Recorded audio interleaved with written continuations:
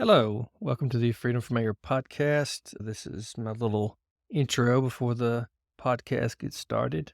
Just wanted to say hello to everybody and thanks for hanging in there with me through my couple months off. I'm hoping to start getting more speakers and getting more content out there, doing something a little different. I'm actually using an AI program to do the editing. So rather than my typical messy editing, now I can blame it on artificial intelligence. So if you listen to it and it's just unbearable or there's something just like way totally off about it, please leave me a comment, get a hold of me. I'm just trying to find ways to make the process easier. I'm a one man show, and with work and everything, it's kind of hard to squeeze everything in. Thanks for listening. If you like what you hear, share it on social media or whatever. Track us down on social media. I'll be quiet and let the podcast get started. Great podcast, great guest. We'll see you on the other side. Thank you.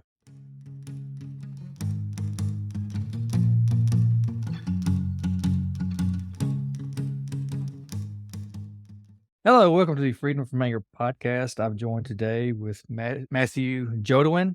He is a men's coach. He's an author. He's a speaker. He's a mentor. He comes from Canada, Lake Victoria, if I'm not mistaken.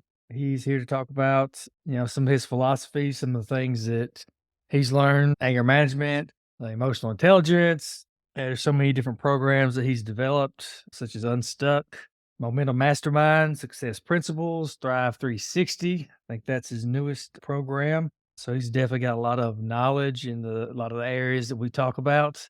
So we're going to have a nice little conversation, see where it goes, and see what we can learn. Thanks for joining, Matthew. I'm looking forward to connecting with you today and grateful to be here. All right. So glad for you to be on here. And I mean, there's so many different directions we can go in. We spoke briefly before we started, and we could talk anything from anger management, substance abuse, motivation. Since our podcast is called Freedom from Anger, that would be a good direction to go down. So we can kind of, you're obviously a successful individual and you try to help other people be successful. And I'm sure they never get angry. I'm sure they never get frustrated when they're trying to be successful. So what's your experience with anger and how do you assist those who are trying to better themselves? Yeah, absolutely. That's one of those things that I think that is an emotion that everybody can relate to.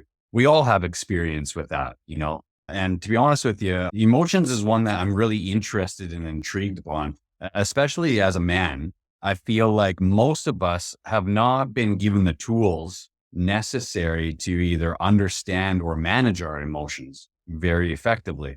And I think that one of the most basic and the first real kind of aha moments that I ever had when it came to my emotions was that, people talk about good emotions like happiness and joy and stuff like that, and bad emotions like anger or frustration. And to be honest with you, I don't think that there are necessarily good emotions or bad emotions. There's certainly emotions that are more enjoyable to experience, for sure, 100%. And some that are less enjoyable, like stress and anxiety.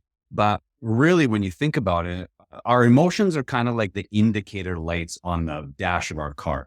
And what I mean by that is our emotions are really trying to tell us something. And in the past, I know that I've been guilty of this, and I know that a lot of the people that I work with can relate to this too. But, when we have emotions that crop up, like stress or fear or doubt or worry or anxiety or even anger for that matter, oftentimes the tendency is to want to do a couple of things. We want to either run from it, avoid it. I tended to numb myself from it with drugs and alcohol. Other times people will turn to food or social media or porn or even work to a certain extent. If we do that, if we allow ourselves to do that, essentially what we're doing is can you imagine driving down the road and all of a sudden your oil light, your check oil light comes on the dash of your car or your, check engine, and you just took a little piece of electrical tape and covered up that little light on the dash. Mhm. The light itself, it's not good or bad. It's just trying to alert your attention to something that needs to be addressed. And I think that when I began to look at my emotions that way, and not from a place of judgment, but from a place of like genuine curiosity, I was able to see, okay, well, what is this about this situation that bothers me? Or what is this emotion trying to tell me? And then I can start to pull at that thread. And that's how you begin to start to kind of solve problems, make progress, build momentum, and improve. Oh yeah, definitely. I definitely like that analogy about putting a piece of tape over the dash, because that's what we tend to do. If it's an emotion that we're not comfortable with, we just ignore it, we stuff it, and just let it kind of fester until it comes up again, and then now it's even worse. And I tell a lot of the people that are pretty much everybody that I work with, especially men, there's more emotions than happy, mad, and sad, and like you said, we're not equipped as men. We're not taught, hey, it's okay to, be in touch with your emotions, to know what you're feeling. You can be happy, you can be mad, you can be sad. That's the only thing that's allowed. Everything else, just ignore it, stuff it down. And you're right. A lot of us, we do tend to try to numb. We try to avoid feelings and emotions through alcohol, drugs, sex, porn, whatever, whatever your vice is to help numb the pain or just ignore. And it's unfortunate. These are skills that should be taught at a young age. I wish I would have been taught to be a little bit more open to exploring my feelings rather than just spending my years angry, frustrated, upset, and not knowing why. So let's go off and get drunk or do something stupid. Say, Oh, yeah. Yeah. yeah. What's really interesting is that I've heard this a lot from clients, but also experienced this myself in the sense that I found that if you allow other people's actions or words to affect your emotions and elicit a response, like if you allow what other people say or do to get you worked up or angry, essentially what you're doing is you're giving away your power. You're giving them power and control over you, how you think, how you feel, and how you act. And to be honest with you, if you're allowing somebody else to do that, you're essentially like a puppet on a string, and I don't know about you, James, but I certainly don't want to give up that kind of control over myself. And so one thing that I'll oftentimes say to clients is, learn to control your emotions before your emotions control you. And I honestly feel that calmness is power. And it's an ability to make sure that we're thinking clearly, because when I'm thinking clearly, my reactions or my actions tend to be a lot more positive, a lot more empowering, and a lot better just in total. Oh, yeah, and what you just said, I think you've been spying on me because I've said that for years. Like, why you wanna give away what little power you have in this world? And when you allow other people to get under your skin, all you're doing is taking the bait and you're giving away what little power you have. Now they own you, and like you said, just a puppet. Right. And a lot of people that I work with are people who are incarcerated Mhm. and that have taken the bait and allowed people to basically impact their entire life. It was based off of an emotion or something they felt that they were wrong, and it could be anything. But it's just it kind of caught me off guard when he said. I was like, man, that's like word for word what I've been saying for a long time. But it's so true, and I tell them all the time. It's like, why? There's a difference between responding and reacting. Reacting, it's quick, it's dirty, doesn't take really much thinking at all. But responding to something, responding to a situation, that takes some thought. That takes a little bit of extra effort rather than somebody said something, I don't like it, boom, I'm gonna punch you in the face. Versus, wait a minute, I don't like this. If I punch him in the face, what's the consequence? What's the outcome here? Okay, I'm gonna go to jail and he's gonna be out here living just fine. Well, here's the thing is I've often said that the ability to self-regulate our own emotions is like the next best thing to a superpower. Okay. And I really truly do believe that. But I don't think that most men specifically, people in general, but men specifically, have been formally taught how or have the tools or the know-how, the resources to actually self-regulate their own emotions. And we all have the tendency, there's not a person alive on the planet that hasn't been worked up to the point of anger or blown their lid or blown a fuse, lost their temper and that sort of thing. That's a human tendency, I think. But I really, truly do believe that there's a difference between how you react and how you respond. And I think that, one of my favorite books is a book called Man's Search for Meaning by a man named Viktor Frankl. Mhm. And if you're familiar with Viktor Frankl at all, you'll know that he was a Polish psychologist that survived time in Nazi concentration camps. And when he came out, he wrote a number of books, and one of which was Man's Search for Meaning. And in that book was a line that always jumped out at me. There's a few, but one that always jumped out at me was that in between their stimulus and our response is a gap. And that gap is where we have a choice and we can choose on how to respond.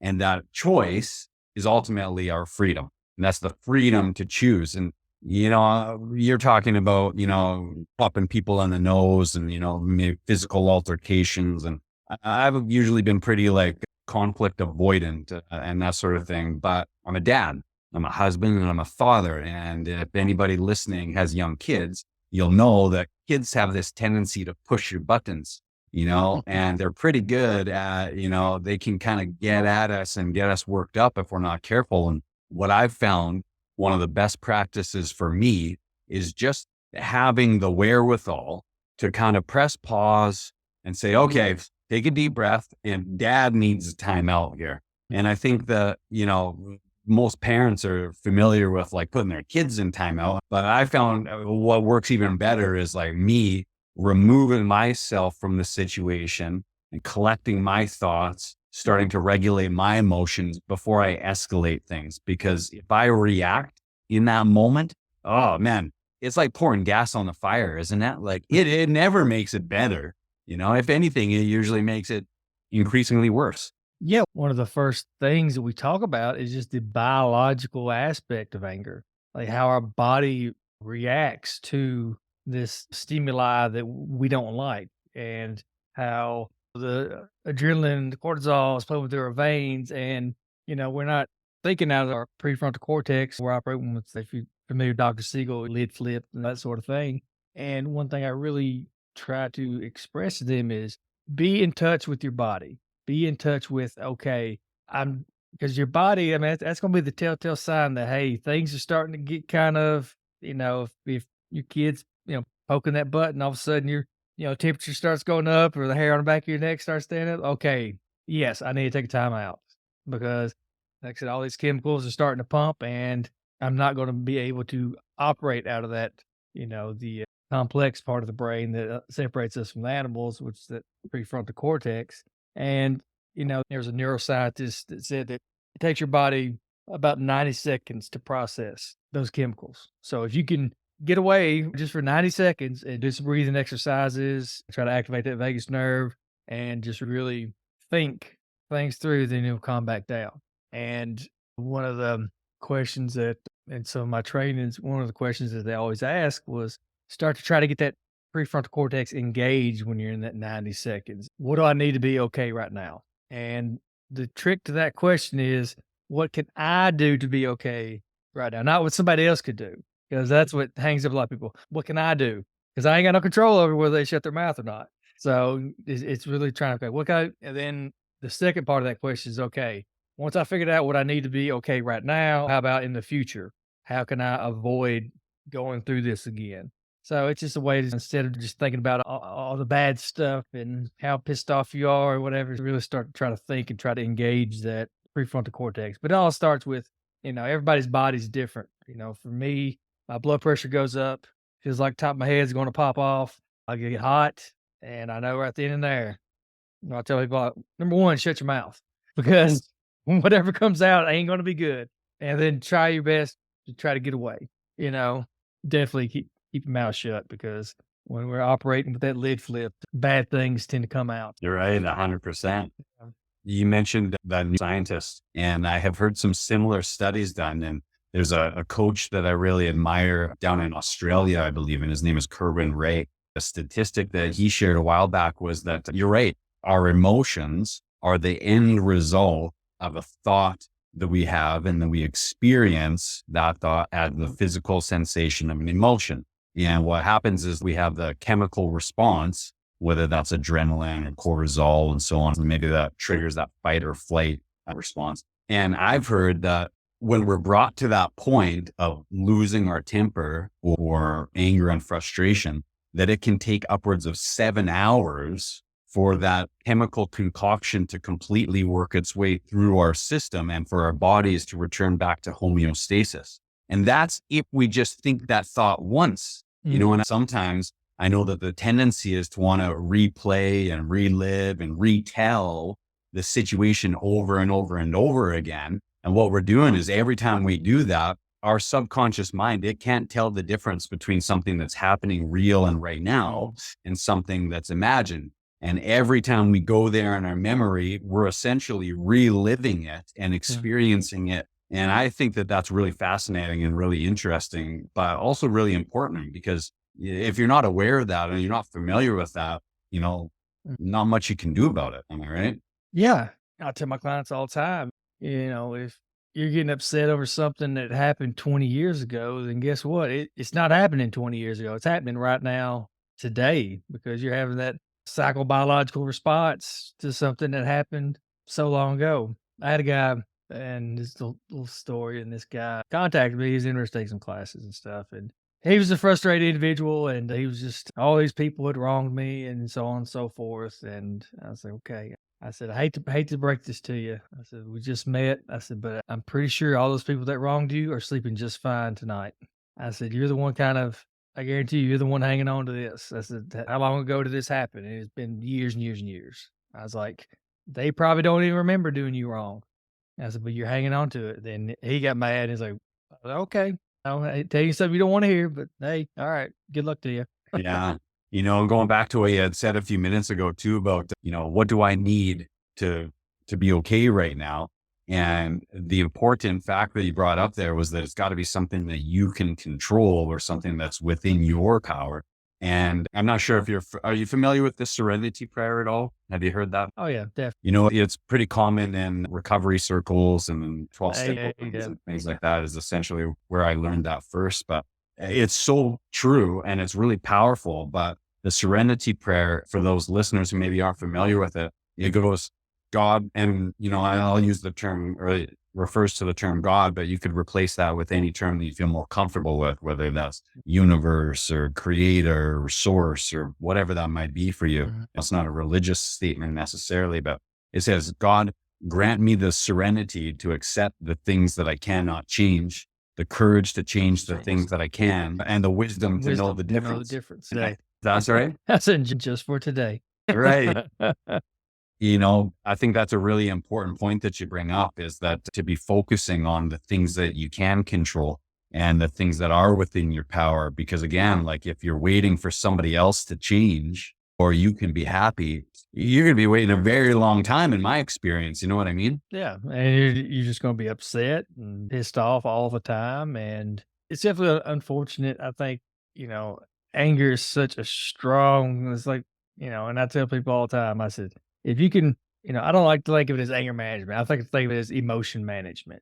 You might be here for anger, but hey, if you can control anger, then you can control them all. I mean, it's that emotional intelligence that's huge. And I don't think we talk enough about emotional intelligence, because the example I always give is, okay, well, you might be the best person for the job. You might have a degree from Harvard, but you can't control your emotions. You're always, you're going off on the customers. But this other guy that's got a community college degree that can control his emotions and get along with people, who do you think I'm going to hire? Right. 100%. Yeah. Yeah. But we So don't. I'm curious, I understand that you do a lot of work with people. In your opinion, what is the correlation between managing emotions and like concepts of like forgiveness? Forgiveness is huge. Not only forgiving other people, but forgiving ourselves. And then my 3 big tenets that I've used, whether it be anger management, alcohol and drug treatment, you name it, is if you can do these 3 things, then you're off to a good start. Number 1, love yourself. Number 2, forgive yourself. And number 3, forgive others. Because we carry around so much baggage, so much hate, so much, hey, this person did me wrong, when we're not gaining anything from it. And Right. I like to ask people that, okay, well, you're holding on to all this. What are you gaining from carrying that around? If Right. you're not gaining anything from it, then let it go, Just let it go. It doesn't mean you're okay with what they did. It just means, "Hey, I'm not gonna allow this to burden me and drag me down, but I'm gonna learn from it." Right. So, and the example I always give guys is like, we'll ruin a 20-year relationship over money. "Hey, I Right. loaned $20 to Joe Bob, and Joe Bob never paid me back. To heck with him." Maybe just realize that he's not gonna pay you back. I've been wronged, and I'm righteous in my actions, and I always tell people, if you loan anybody money, don't never expect to get it back. If you can't lose it, don't lend it. Don't lend it. Exactly. I don't care if it's family or whoever. You're Don't right. ever expect to get it back. So, Yeah. think of it as a gift, and it's a Yeah. real big gift if you get it back. Right. You talk about carrying things around with you like that. And looking back, one of the things that I noticed myself doing a lot, like back in the day when I was drinking, was like I would have full on conversations in my mind with other people that were completely kind of imaginary. And, what, especially one place that I caught myself doing this a lot was the shower. I'd be getting ready for work in the morning, I'd be washing my hair, and I'd be imagining a full on argument with somebody that I either resented or was angry with, or that I felt had somehow done me wrong. And I'll tell you, like, just the mental and the emotional bandwidth that took up as far as like, time and space, thinking about this kind of thing and ruminating on wrongdoings and stuff is unbelievable. I played over all of those resentments and all that anger and all that pain and all that frustration over and over and over again. And it wasn't until I was working on getting sober and started to do a 12-step program that I really began to get at the root of some of those resentments. And, you mentioned I have developed a number of personal development programs over the years, including Unstuck and Momentum Mastermind, Success Principles, and Thrive 360. But I'll tell you, the 12-step program that I experienced with the support of AA and my sponsor was one of the best personal development programs I've ever gone through. And the reason is because it really forces you to go to the root of your substance abuse, your addiction, or your unease or your dis-ease, and to begin to unearth and address some of that. And what I found was that, there was this concept of forgiveness, and everybody's familiar with the word, right? But I had no idea what forgiveness actually entailed or how to actually go about finding it. Part of the 12-step program is to make a personal inventory, and you start to identify different people that have wronged you over the years, but you also make an inventory of other people that you've wronged. And part of that process is going back and doing your best to make amends and face your mistakes and make up for your different wrongdoings. And I found something that was really interesting. But what I found was that the more that I was able to forgive myself for my shortcomings and my mistakes, because let's be honest, we all have them and we've all made them, the more that I was also willing and able to forgive others for their shortcomings and for their mistakes. And slowly but surely, what I found is like those resentments just slowly started to fall away. And I began to experience more compassion, more understanding, more empathy, more love, and more just like peace of mind. And it was unexpected, but I'll tell you, a pleasant surprise for sure. Oh, yeah, definitely. We are our own worst critic, and nobody will abuse us more than we abuse ourselves. And until we can learn to really love ourselves and forgive ourselves, because we're all human, you build that compassion, you give people the grace to be human. We're not robots. People are going to make mistakes, but we love to pass judgment. How dare they? Well, guess what? You probably made a similar mistake, and you probably asked for forgiveness. But yeah, it's that person, they're wrong, I'm right. And we like to take the high and mighty road. But yeah, it's huge, just that forgiveness, making amends. And that's another thing that I, tell people that I work with, especially who are, active in the program, is like, there's a lot to it's not just saying, "Hey, I'm sorry." There's a lot more to making amends, you know, and they might forgive you, they might not. I mean, but the way I say it, the ball is in their court. I've been carrying this around all this time. Here, do what you want to with it. Best of luck. Have a nice life. Did my part. And they might forgive you on down the road. But if you wrong somebody many, many times, they're probably not going to believe you the first time. Talk is cheap. They want to see you sober. They want to see you succeed. And they might be kind of hesitant to forgive you because, like, oh, I've heard this before, but don't take that personal. That's just a part of it. And you're going to run into some brick walls and some slam doors, but you just got to keep working it. One thing that I always say to clients is that your mind can either be your best friend or your worst enemy. And a massive realization that I had a while back was this understanding that I don't have to believe every single thing that I think. And it's actually really freeing.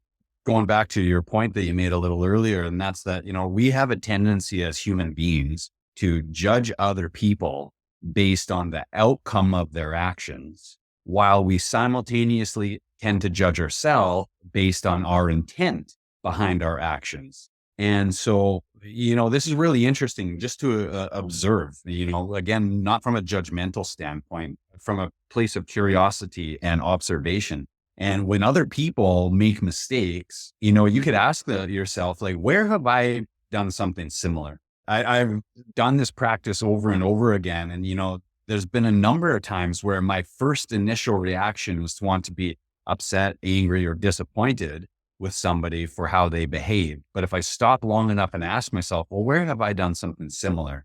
I think almost 100% of the time can recall a time where I've done almost the same thing. And it simply was either an oversight or, I had something else that I just couldn't get to it or whatever it might be. And again, that kind of lends itself to that understanding and that compassion and that forgiveness and being like, well, I get it. And what that does for me mentally and emotionally is kind of free, like your title of your podcast, like it frees me from that anger and that frustration that I otherwise would have been completely submissive to or a slave to a certain extent. And that's huge in my opinion. Yeah. Yeah. And I'm a firm believer that, we're not on this planet to be miserable, angry, frustrated. Yeah, it does happen. Sure. But I think we're always in that pursuit of happiness. And I try to keep things simple when I'm working with clients is I'll just come right out the gate. Like, are you happy? Okay, let's expand on that. Okay, why aren't you happy? How can you get happy? Like, because that's where we're always trying to get. We just want to be happy. And to me, I'm an okay guy. I'm good with okay. That way, when I don't have the unrealistic expectations that I could be just top of the world 24/7. No, that's not reality. But that's a sweet spot. Okay, things are going fine. No real highs, no real lows. Just kind of going right there in the middle. Contentment is huge. Happiness is a funny one because I hear that oftentimes from clients that it's like, well, what's your goal? It's like, well, I just want to be happier. When I talk to clients about that, I always say that happiness is a really elusive goal because it's hard to pin down. It's hard to measure. And like you said, it's not a constant state. You don't just achieve happiness and then you're set for life. It's a constant challenge and it requires constant work. But I found that happiness, in my experience, can be found in three specific ways. I find one, happiness, the shortest and quickest path to happiness is to do something for another human being and be of service to other people. Growing up, people always told me better to give than it is to receive. And you probably heard that before. Mm-hmm. And I never believed that, to be honest with you. I always thought I wanted to be the one to receive the presents. But the older I get, the more truth I find in that statement. The second way that lends itself to happiness is that there's a difference between pleasure and joy happiness. And pleasure is, it's pretty cheap and superficial and it's easy to come by. And you don't have to do much or look very far to find it. Like you can flip open your phone or you can take a shot of whiskey or you can eat, a sweet dessert or treat and something like that. And that can provide some level of pleasure. But the truth is that kind of pleasure, it's short-lived and it's fleeting. And I found joy and fulfillment actually comes from like setting big goals and making progress towards them. It's like overcoming challenges that give us that sense of pride, that sense of accomplishment, And that's so much more fulfilling and lends itself to happiness a lot more so than just cheap, superficial pleasure. And then the third thing that I find lends itself to happiness is oftentimes people think that, happiness will lead to gratitude. Like when I Mm. achieve this, I'll be happy enough that I can show some gratitude and express gratitude for what I have. But the truth is that it actually works the other way around. And that gratitude leads to happiness. If you can't be happy and grateful for what you have now, Mhm. chances are you won't be happy and grateful for when you achieve that goal or have that other thing. And, you've probably heard this phrase before, but people always say that happiness is an inside job, but it's true. There's a reason why things are cliche, and there is a reason why people say the same thing for thousands of years, because there's some truth to it. And I think it was Abraham Lincoln who said that people are about as happy as they make up their mind to be. And happiness really is a choice. And we get to choose on what to be grateful for and to appreciate the small little things that we have today while simultaneously living our life Mm. and doing our best to serve others and to grow and to achieve different goals and so on and so forth. But happiness is a real common goal that a lot of times people will come to me with. And it's a process to unpack that and to work people through that. But yeah, I would agree that people typically are generally just looking to try to be a little happier. Yeah, and you're definitely right. We try to find happiness through all these external means, and well, if I can just win the lottery, then I'll be happy. If I just win the Right. lottery, then I'll be grateful. But if, like you said, if you're not grateful for what you have now, then it's kind of like a poor person with money versus somebody that grew up rich with money. Which one is going to probably be more responsible with their money? You know. Yeah. Well, it's a matter of perspective is what it is. If you ever look at the Olympics or things like that, or big sporting events, the person who wins the bronze medal, who beats out the fourth place opponent to win bronze is usually a heck of a lot happier than the silver place person who lost the gold. Yeah. And it doesn't make any sense, but it's true. And it has entirely to do with your attitude and your perspective. It's the perception. And I always say that perspective is a hell of a drug. It can actually change the way that you experience your life.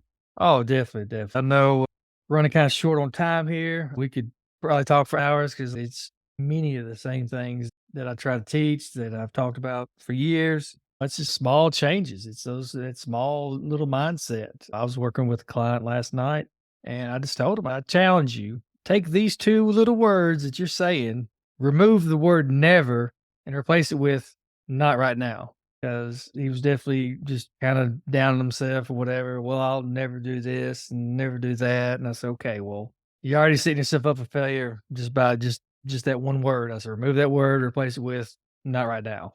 It's amazing how powerful our words are, how powerful the way we speak to ourselves, and just flipping flipping a couple of words, replacing them. Like, Dr. Albert Ellis, he talks about people saying, "Well, they should do this, they should do that, and they should be this, and they should do that." Replace it with, "It would be nice if they did such and such, such, such." You know? Like I said, because Right. we have no control over them, but it'd be nice if they did. They might not. We have no control over that because it's not us. Really just flipping those words. 2 more minutes just to share one more quick thought. Oh, yeah. The truth is that like the mind has two specific roles. The first is that we have a tendency to observe and report. And like, I don't know if you've ever done some handiwork around the house and you like swing a hammer and hit your thumb. I suck at this, or I hate this, or whatever it might be. We have this tendency to watch ourselves do something and then we verbalize and report back to ourselves how we think we're doing, whether we're good at it or not good at it. But the second role of the mind is it has a tendency to predict and to perpetuate. And what I mean by that is we have this tendency to expect how things are going to go. And then we perpetuate or ensure that that's our outcome or that's the way that it unfolds. And in a lot of cases, it becomes this bit of a self-fulfilling prophecy. And I came across an interesting fact the other day that I think is just fascinating, but you probably heard the words abracadabra before. Am I right? Mhm. Yeah. And what do you think of when I say the word abracadabra? Something's supposed to appear. Trick, right? Yeah. Yeah, like pulling a rabbit out of a hat or something like Mhm. that. Yeah, that's what most people think of as like a magician. Okay. But the origin of the word abracadabra is actually ancient Hebrew.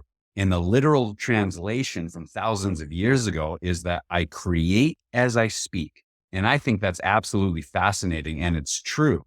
And, there's this old adage, I'm not sure who said this quote, but, this idea that watch your thoughts because your thoughts become your words. Watch your words because your words become your actions.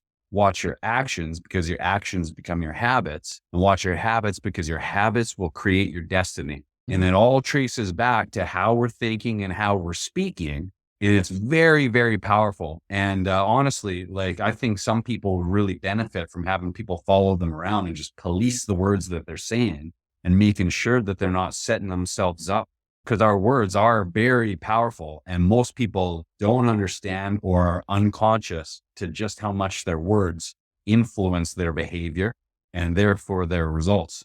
Yeah, I always asked the question, who do you talk to the most? Right. So no, yes, you talk to yourself the most. We all Right. do. So Yeah. yeah, you got to be conscious of that. 100%. Well, all right. So thank you so much for being on. This is where I kind of let you plug what you got going on. I know you got books and programs. Like, how do people get in contact with you? How do they reach you? Social media, Absolutely. all that stuff. Yeah. So I'm most active on Instagram and my handle is Matt_Jodouin, Jodouin. But what I've done recently is something that I'm really excited about is I've created a free community on a platform called School. And School is awesome because it really lends itself to having conversation, community, camaraderie, and accountability. I believe that, as men for thousands of years, we kind of got around the campfire. We learned from each other. We shared and supported each other. And I think that's something that's really lacking in today's day and age, is like a safe place to be able to do that. And so I've created a free community called Mindful Men, and it's on School, spelled Skool.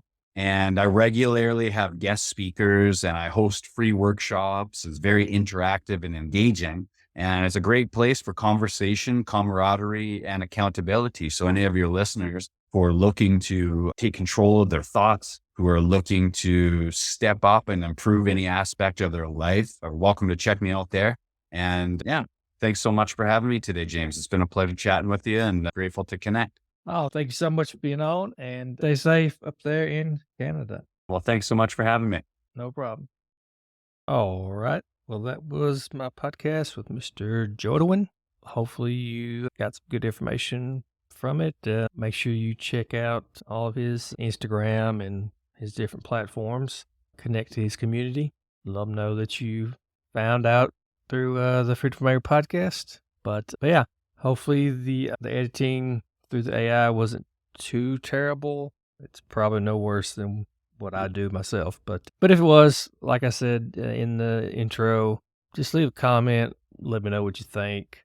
But I know using it, it's pretty much, I'd say it's probably cut the time to edit in over half. So definitely easier on me. But, if y'all cannot stand to listen to it, or it's just so choppy, or just to go back to the old school way. But anyways, I hope you enjoyed the podcast. I'll try to get some more episodes posted. My goal starting back is at least every 2 weeks, at least get one posted. With this new technology, I might be able to crank out once a week. We shall see. As always, be good to yourself, be good to others, and stay safe.